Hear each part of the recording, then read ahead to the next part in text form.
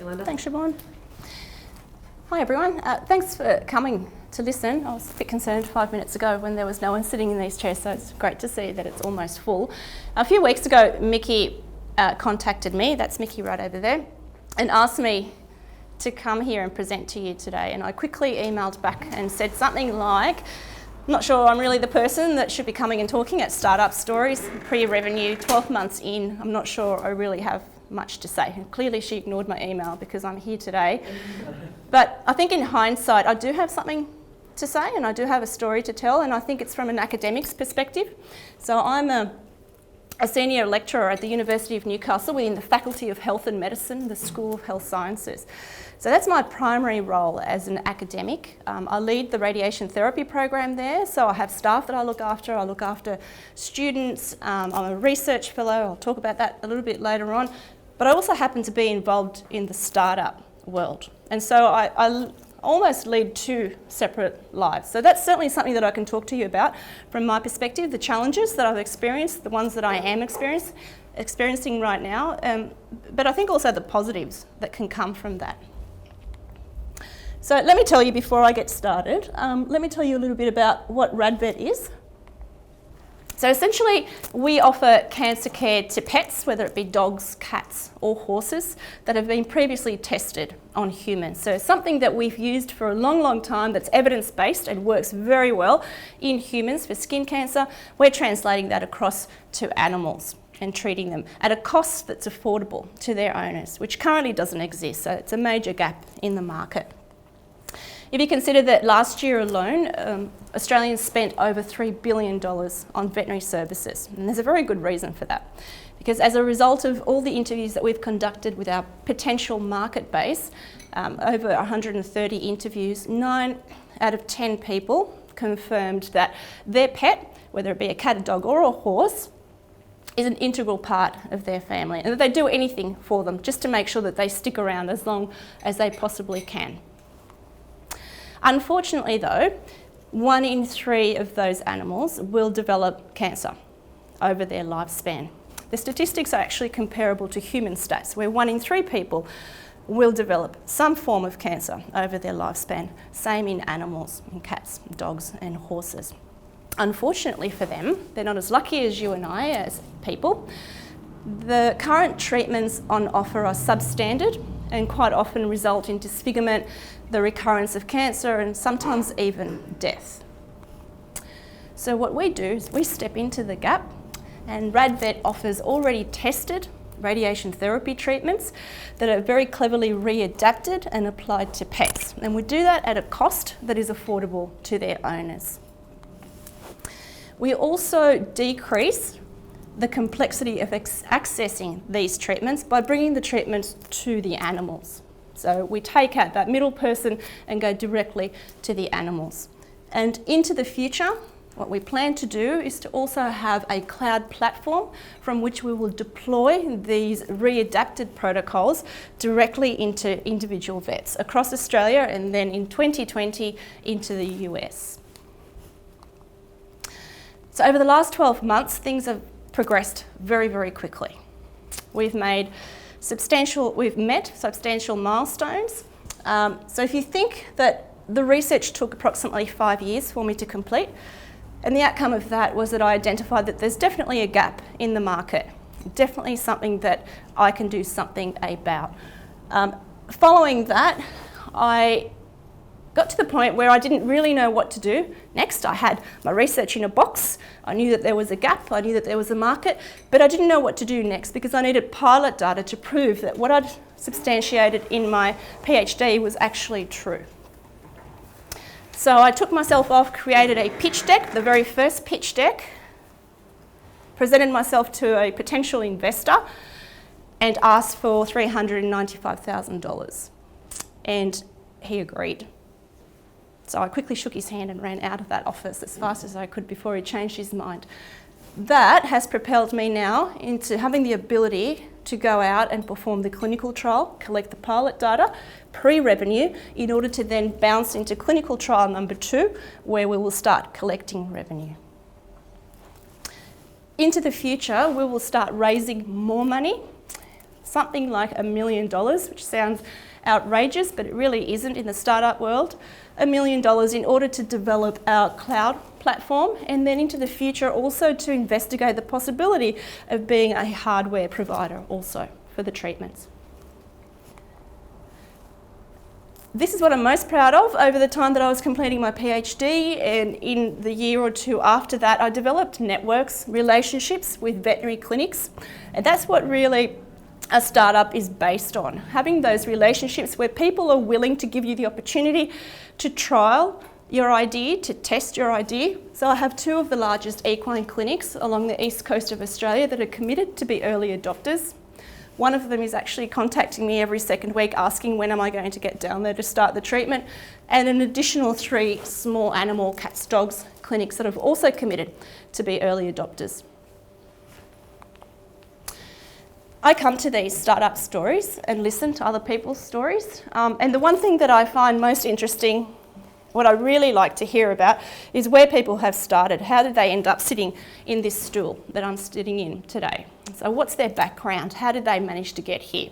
So I'm going to impose myself on you today and tell you a little bit about my story so you have a better understanding of how I've become an academic/entrepreneur, because it certainly wasn't something that I planned or strategized. It's something that's just happened.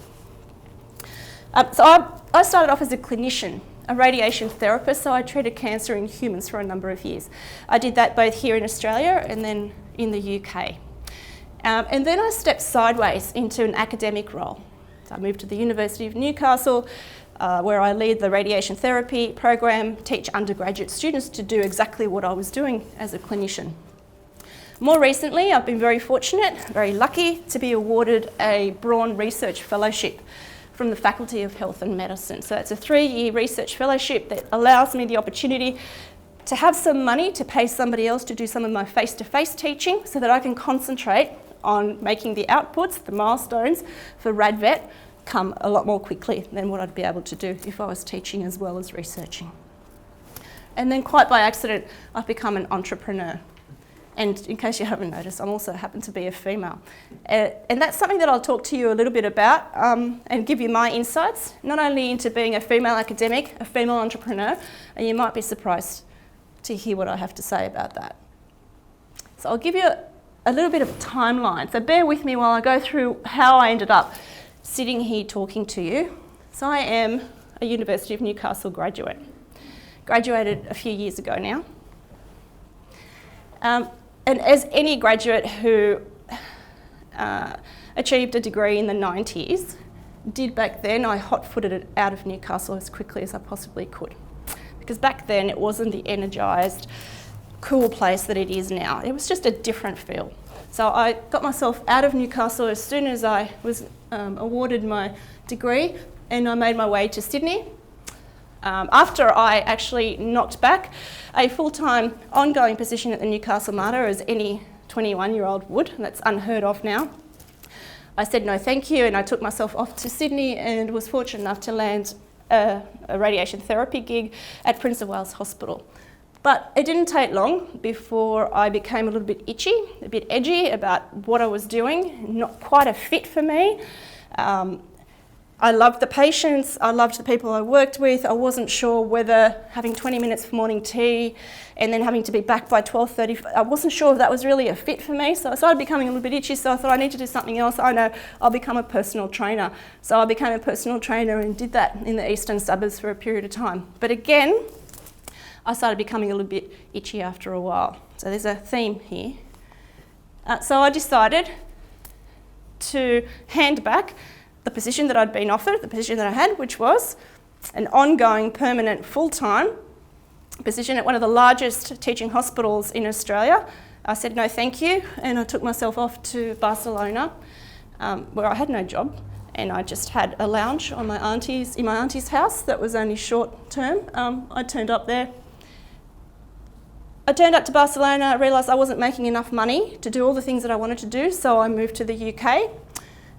Remembering that it was just me that I had to worry about at that point in time, so you can do anything when it's just you. You young people remember that, because it changes. So I ended up working temping as a radiation therapist and earning a bit of money. And whenever I couldn't get work as a radiation therapist, I worked at Harrods. I did what any self-respecting Australian would do back then and worked in a pub.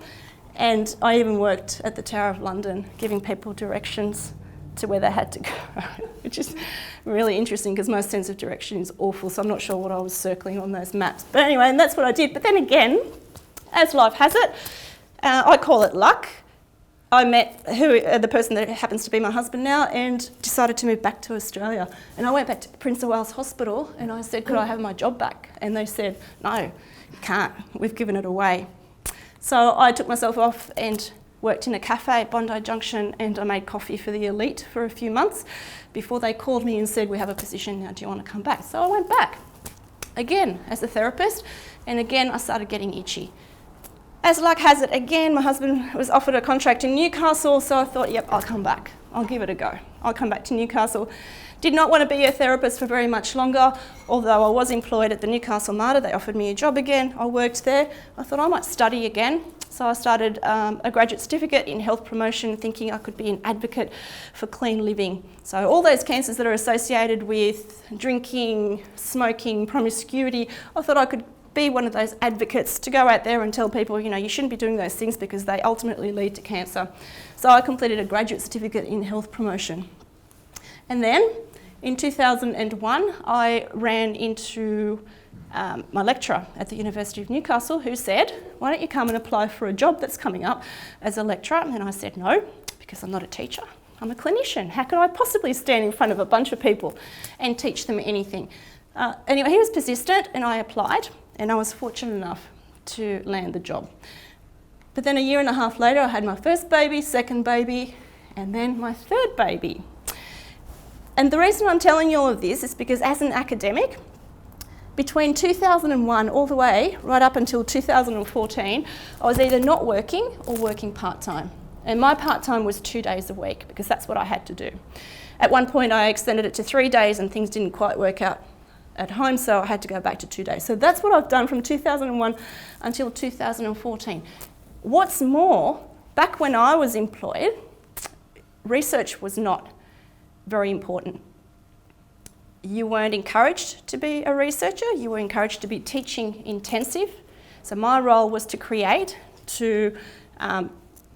students who were highly employable. So that's what I concentrated on, my teaching. The only people that really were involved in research were professors who walked around campus with socks and sandals and possibly riding bicycles across the bridge, but it certainly wasn't people like me who were employed for a purpose, and that was to teach students. So that's what I did. So in 2009, I started my PhD, in fact, and then happened to have a baby as well. By 2014, I came back to the university as a full-time academic. And at this point, the only way I can describe it is that I was incredibly hungry to get something up and going. I'd done my bit. I'd been a mum. I taught as best as I could. You know, I wasn't a teacher to begin with, so I took myself off and did Toastmasters, enrolled in a Masters by Education, completed that, did everything that I possibly could to be as good as I could as a teacher, and now I think I just wanted some more. So I came back, I looked around and I realised that my progression in my career had stopped years back, and that's not uncommon for women who need to be away from work for a period of time. So I was very hungry to get things up and going, so I worked really, really hard. You can ask my family, you can ask my friends that nobody saw me for a long time until I completed my PhD in 2015 and took a breath. As soon as I finished my PhD, within 3 months, I applied for the research fellowship just because I needed practice in writing applications, and again, luck should have it, I was awarded that. So in 2016 is when things really started happening for me. I'd finished my PhD. I knew that I had something that was probably good. I didn't know how to translate it. I didn't know what to do next. I had no idea. Didn't even know what startups really were, what's a startup versus a spin-out, didn't know any of that. I saw an ad for the CSIRO on-program information, so I just rolled up. Purely by luck, I just rolled up and realised that everything that they wanted from, I'm talking a lot, everything that they wanted from somebody to apply for that I had everything, except I just didn't have a team. So I went and found a team, a bunch of colleagues who had a little bit of time and some interest, pulled together an application and got lucky and got into the on-prime. And from that, I gave birth to my fourth baby, which I called RadVet. Now this is by far the hardest baby I've ever had. Keeps me up at night, as the other babies do. I have no idea what I'm doing at times with it. I don't even know how to hold it. It causes me great anxiety. But it was born in 2016, so in August of last year, exactly a year today. So that's my story, and that's why I'm sitting here in front of you right now. A little bit about the CSIRO On program. If it wasn't for the program, the accelerator program, which happens to be the CSIRO, I don't know that I would have fast-tracked where I've been to this point. It just wouldn't happen. So I'm here, yes, to tell you that the On program is an amazing experience, but even if you don't want to be engaged with this program and you have the opportunity to be engaged with any accelerator program, I'd say that you should. It's an incredibly valuable thing to do in helping you learn and go from zero all the way up very, very quickly, as opposed to trying to scratch the information out yourself, which is almost impossible.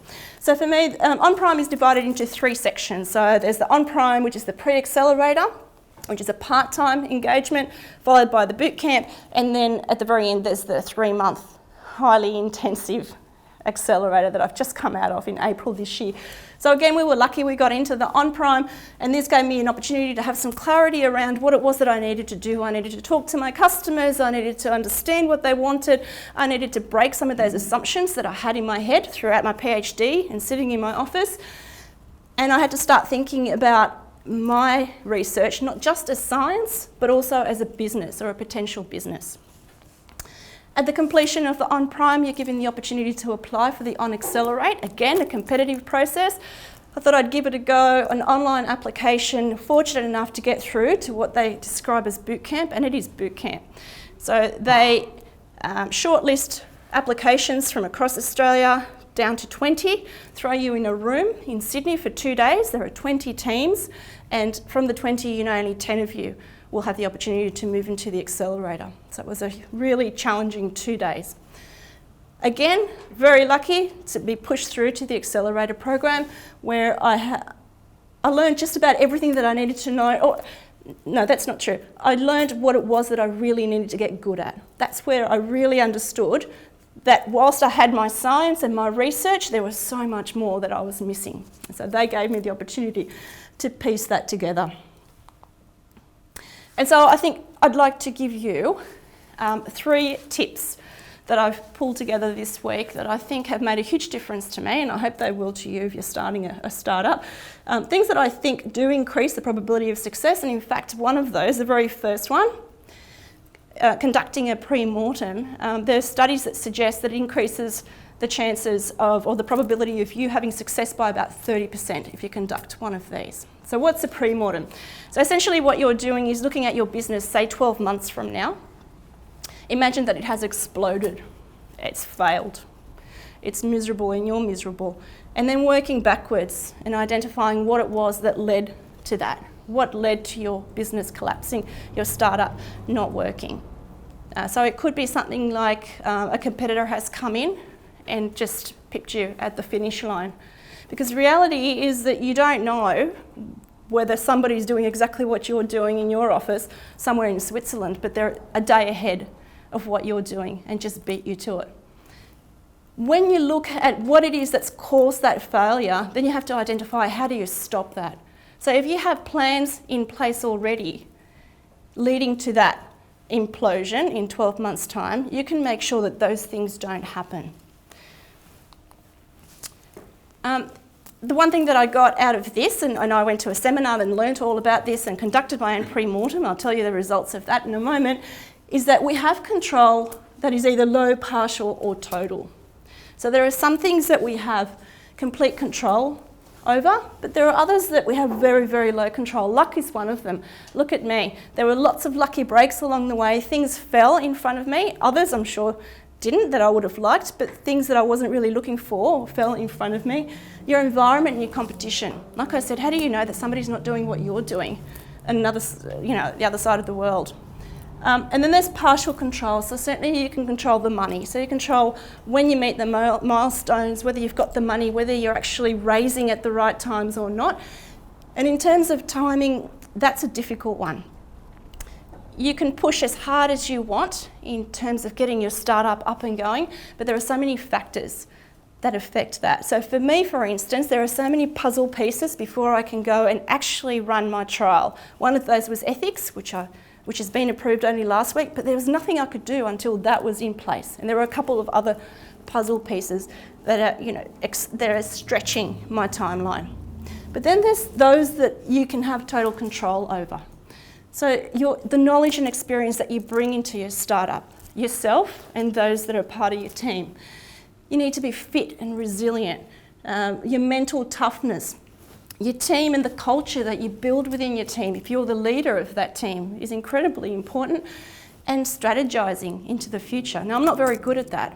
I have a very blurry 5-year plan academically where I'd like to go, but I'm not one of those people that can really set out milestones, but I have to. For my startup, I have to have most definite milestones. When will I plan to raise? How much will I raise? What will I be doing? So you can certainly take control of that. And the reason I've got this up here is because it's a bit of an analogy as to what I found when I did a pre-mortem with my own business. Looking forward, RadVet, it exploded, it was gone. And in looking backwards and reflecting, this is a great way to describe the reason why RadVet might, well won't, but could possibly explode. If you see this fellow, some crazy man, I don't know who is swimming across the Atlantic. So you can only assume by looking at him that he's incredibly determined, has been preparing for a long time, is clearly fit, goal-oriented. He's unique, much like an entrepreneur. Someone who's willing to do something that not everybody does, that everybody doesn't choose to do. He's unique, but then if I could pan out that photo beyond him and beyond the rocks in the background, you'd find that chasing him would be a boat that includes a medic that keeps tabs on his body temperature to make sure that he doesn't freeze and drown. He would have support systems, whether it be his wife or partner, whoever that might be. He'd have technical support, as in the boat driver. He'd have an ample team to let him or allow him to do what he's concentrating or focused or good at. So I think for me, that was my downfall, and it still is, and I'm working on it very hard. It's my baby, I birthed it. I worked very hard on my research for a long time. Now I'm expected to share it. I need to bring a team in who's going to help me raise this baby, and I'm being a bit petulant about it, and that's my downfall. I was told the other day that in looking for a team, I'm looking for what's referred to as a purple squirrel, something that just doesn't exist. I bring my own biases into looking for people. Silly biases. If I don't think I can have fun with you, then you ain't in my team. And that's not helping, and that's the one thing that could potentially destroy what happens in the future. It also adds to my stress. So I'm a fairly energised person anyway, some may call it manic, and it adds to that, and it's not healthy. So the fact that it's just me at the moment with just a little bit of peripheral help means that at night when I lie awake thinking about RadVet, I'm not thinking about the clinical trial of the science because I'm good with that. I think about corporate structure. I think about my financial milestones, all the things that I'm not very comfortable with. They're a distraction to me and they add to my stress. And that's not okay. So what I need to do is to bring people in to take that distraction. If you think about it this way, say one of the Rafa Nadal, you wouldn't picture him at night doing his own invoices or preparing his lunch for the next day or thinking about how he's going to get to the next tournament. He has people that do that for him who are very good at doing that for him so that he can concentrate on the one thing that he needs to focus on, which is his tennis. So my advice to you would be to either hire it or acquire it. So go looking for the right people. If you want them as employees and not co-founders, that's okay as well. Pay people, incentivise them and have them do the things that you're not particularly good at to help you get things up and going far more quickly, decrease your stress levels and make it a success. And tip number 3, love your customers. And I didn't really have a great understanding of how important my customers were until I attended the accelerator program. So I had all sorts of assumptions about what they wanted and how I needed to present my research and how I needed to present the treatments. And then I spoke to a whole lot of vets, owners, insurance companies who really twisted things around for me and made me see exactly what people wanted. So initially for me it was about delivering these treatments to horses and horses only, and as a result of speaking to multiple customers we pivoted and realised that cats and dogs, there's a huge market in that as well. So really love your customers, tap into them not just at the beginning but throughout your startup journey. Now about being a female entrepreneur, to be quite honest, and you might think that I'm naive, but at the university in my time there, yes, there's been moments when I guess males have lent heavily on me or been condescending, but never do I think it's because I'm a female. I just think it's because they're just pests and they choose to do that, and that's okay because it happens in every workspace, but never have I felt that. However, I understand that there's huge inequity in terms of salary and senior positions, and I'm an advocate to change that as quickly as we possibly can. But I've never felt that whole being a female is a detriment to me. But I've got to tell you, now that I'm in this different space, I've experienced something for the first time ever. Not within entrepreneurs, not investors, they don't care, male, female, they just want to know that you've got a good idea and that you know what you're doing.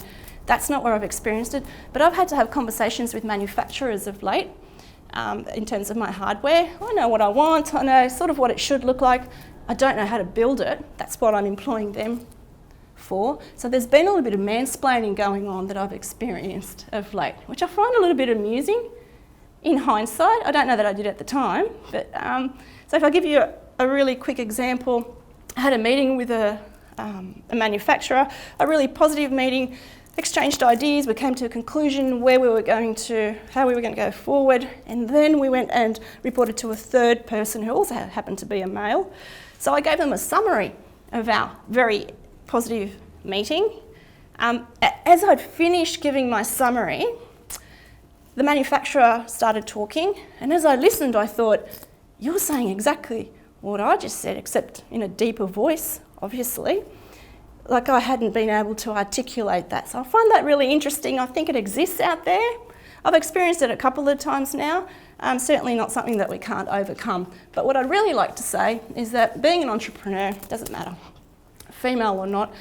I think you'll come across those sorts of things wherever you are, but it really isn't about being a female entrepreneur. You're just an entrepreneur, and that's it. You've just got to be good at it. Being an academic entrepreneur, now that's a different story. So let me give you some insights into what I've experienced and how I feel about the whole thing. From my point of view, I feel like I'm living two lives because I have a job at the university. I lead the program, I look after staff, I look after students who are, having some problems and those that are not.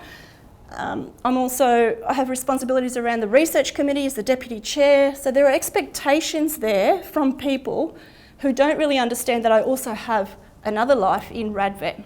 So the expectation is that I will meet all of those KPIs and do a really good job of it. So that's a lot of pressure. And ask any academic, they'll tell you they're super busy. There is no way any academic would ever say that they're not busy, right? Don't believe all of them. I feel like every minute of my day is accounted for, and that's not a healthy way to be. You also have to make decisions because we're judged against KPIs. And being a research-intensive university, for me, it's about publications and grants in order for me to progress academically. So I've had to make a decision, happy with my decision, that I'm just not going to publish my manuscripts because as soon as I publish what I have, what I know, somebody else could come and commercialise. Somebody who has more money, more time could just take that and run away and commercialise whatever it is that I found out. So I'm not publishing at the moment. Certainly I'm seeking grants. So that's something else that if I do choose to go for promotion, we have to consider. So really I'm taking a punt. happy to do it. I'm in a happy place. I've made a decision to go down this pathway, but definitely as an academic, I'm taking a punt.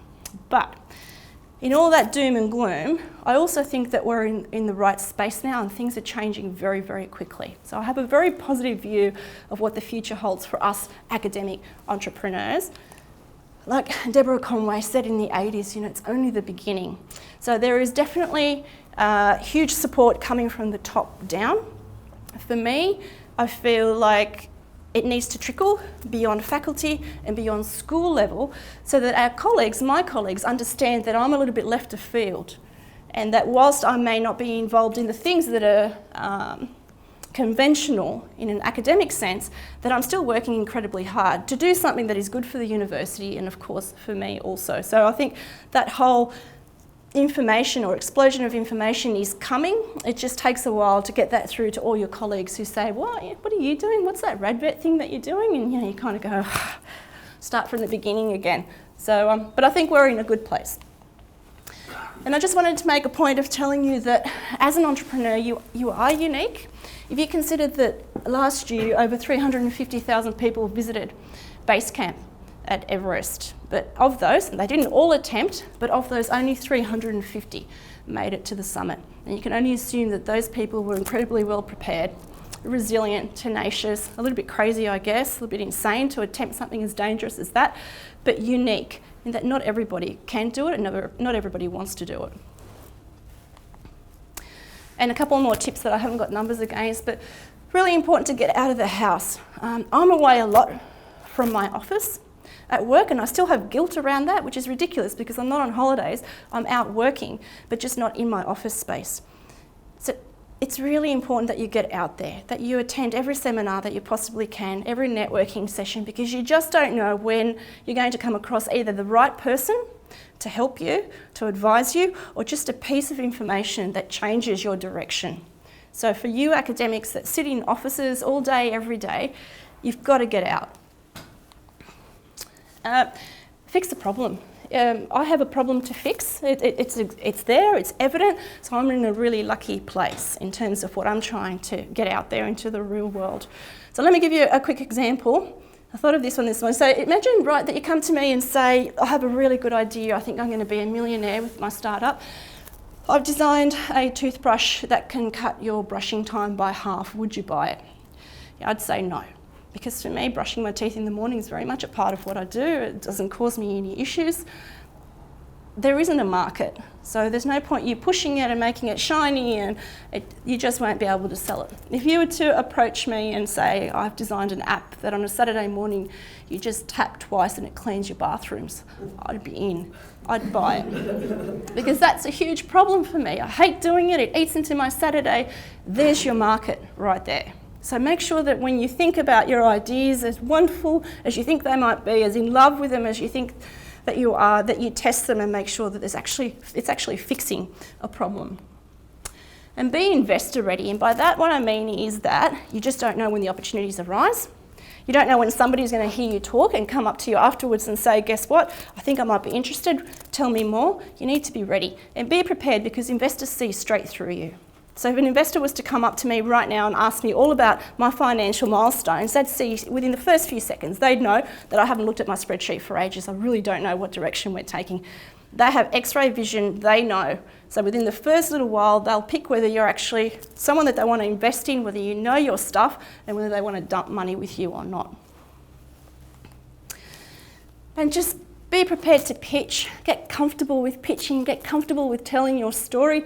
Again, you just don't know when people are going to want to know more about it. So even if it's a 30-second, this is what we do, this is what we've done, and this is where we're headed, you need to be ready at every turn. And in terms of life-work balance, and I spoke to a good friend of mine who's sitting at the back about this on the weekend, and I said, I'm pulling together a presentation, life-work balance, and this is what I thought there. I really don't have any answers for you. I will say that I'm a believer that the harder I work, the luckier I get. And I know that goes against the whole mantra at the moment, work smarter, not harder. But I think at some point, and not forever, it's not sustainable, you have to work damn hard to get things up and going, to get some credibility around what you are and who you are. So I probably work harder sometimes than I should. But I also keep in mind that you need to stay healthy, both mentally and physically. And I struggle with that a little bit because I find that time gets away and it's silly. You really need to stay healthy. You can't push forward, you can't lead a team to success if you're just nowhere. You're good for nothing if you're mentally and physically not in the present. And the other thing that I'd say is listen. Don't always listen to your entrepreneurial friends or your investors. We do enough of that. Listen to the people that have nothing to do with startups. Listen to the people around you. I have a friend, my bestie Jen, she's probably the only one who's brave enough to pull me aside and say, you're really manic, you need to stop. And I know at that point that I'm being a real pain in the behind and I need to slow down. So listen to people around you that say, you know what, you're not really fit at the moment or you're not doing the right things, you need to look after yourself, because they're the ones that see it from an outside perspective. And I'm sure that a lot of you have seen this a million times. It's true, it is an emotional journey. There's nothing easy about it. It's just pitted with some great highlights along the way. So there's no doubt about that, but it's bloody hard work. Only a couple of weeks ago, that's where I was, and I told a friend of mine that I was on the brink, as I like to say. I'm on the brink, I can't do this anymore. His advice to me was, you know what, you probably are on the brink, but I think you have capacity for more. So I walked away thinking, well, if you believe in me, then I need to start believing in me. And since then, I'm here, I'm at the okay, but it still kind of sucks phase. That doesn't mean that I haven't been on the, I think this is going all right. Equally, I've been at this end. So it's not a one-directional flow. You'll go back and forth, back and forth. And the final message is to allow yourself the luxury every now and then to say, you know what, I don't want to do this anymore. This is just not cool. I'm going to be an academic full-time and just not worry about all of this extracurricular stuff. Do that. Allow yourself a moment, walk away for a little while, and then just know that, you know, at least know that I've had those moments. You just dust yourself off and keep going, because it really is an exciting space to be in. That's me. Thanks, everyone. Yay.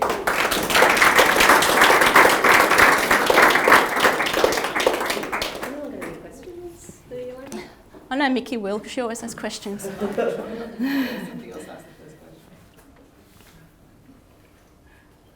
So a big part of doing all of this, and the university's pushing towards innovation, is to try to get academics to commercialise a lot of the research that they've done, which is what you've done.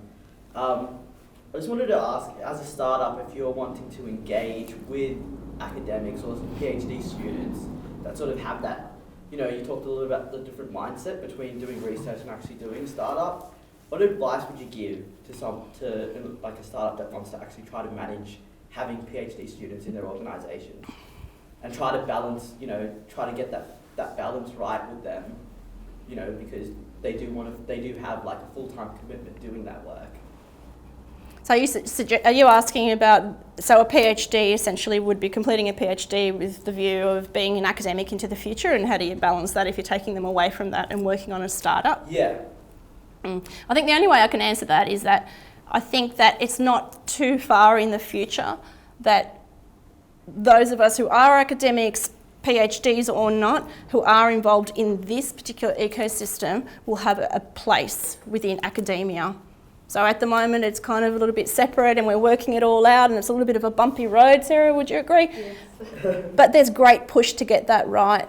So I think don't shy away from bringing PhDs into the fold of your startup, because they're a great asset, and energising it, absolutely, because there is a future in that. I really do believe that.